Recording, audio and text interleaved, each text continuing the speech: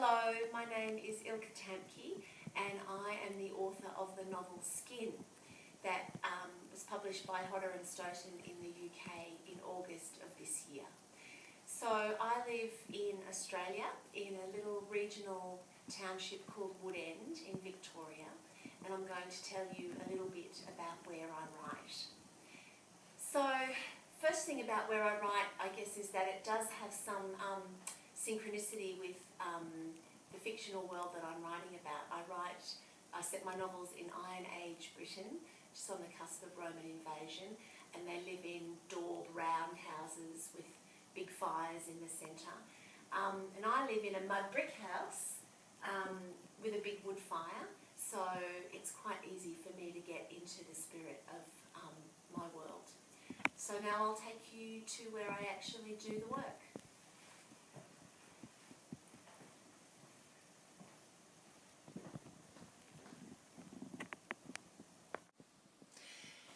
This is my study. This is where I have all my research books and my notes and a little bit of my computing equipment.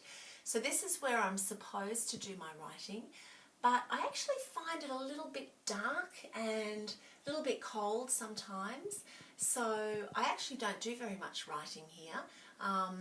I write somewhere else, and I'll show you where that is in a minute, but I do like coming in here sometimes. I have some paintings on the wall that were done by my mother, who's an artist, and they're paintings of me dancing as a little girl, so they're often quite a little bit inspirational. But yeah, I'll take you to where I actually do the writing. This is my study. This is where I have all my research books and my notes and a little bit of my computing equipment.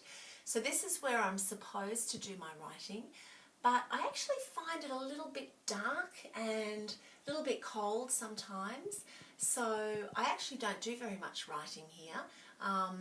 I write somewhere else, and I'll show you where that is in a minute, but I do like coming in here sometimes. I have some paintings on the wall that were done by my mother, who's an artist, and they're paintings of me dancing as a little girl, so they're often quite a little bit inspirational. But yeah, I'll take you to where I actually do the writing. So I like to stick up lots of little notes, inspirational quotes and really pithy bits of the research material I'm working on my wall. Normally the whole wall would be covered. I've just started working on, well, I'm just sort of at the beginning stages of my second novel, so it's a little bit small at the moment, but it will grow and grow. That's the cover of Skin, the UK cover. And if you just come over here, I do read a lot of books in the service of writing my novels that probably a lot of other people don't read in their day-to-day lives.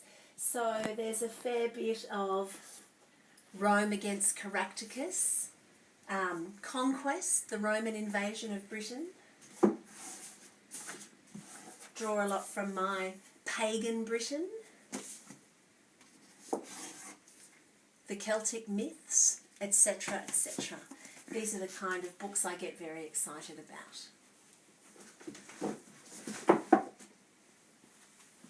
So this is our sunroom, and this is where I actually do my writing.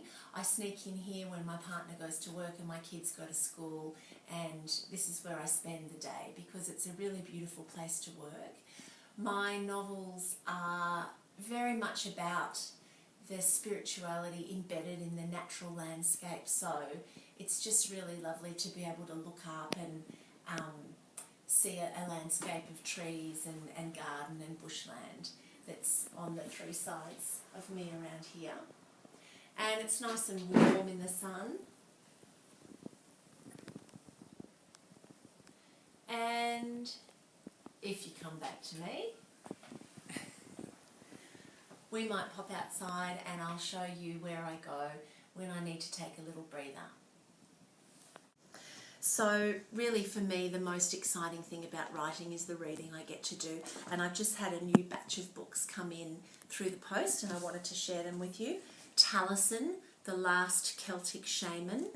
For those who've read my book, you'll understand why I'm so excited about that one. This one, The Ancient Paths, about the roads that existed in Britain before the Romans came. It's a great book. I constantly have inspirational texts on hand, Wolf Hall by Hilary Mantel, and this little beauty, The Daylight Gate by Jeanette Winterson, and if I'm feeling a little bit stuck in my writing, I just literally open it up and read something and see what she did and see if it inspires me to do something. And then I keep my own book in hand just to remember that I am a writer.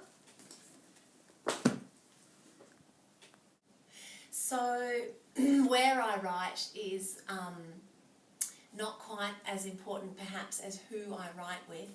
So my constant writing companion is this Kelpie Cross Red Heeler who was a rescue dog. Her name is Betty, and she lies in this sunny spot beside me all day long, and when I get up to have a little break, she has a little break, and she really is my co-author.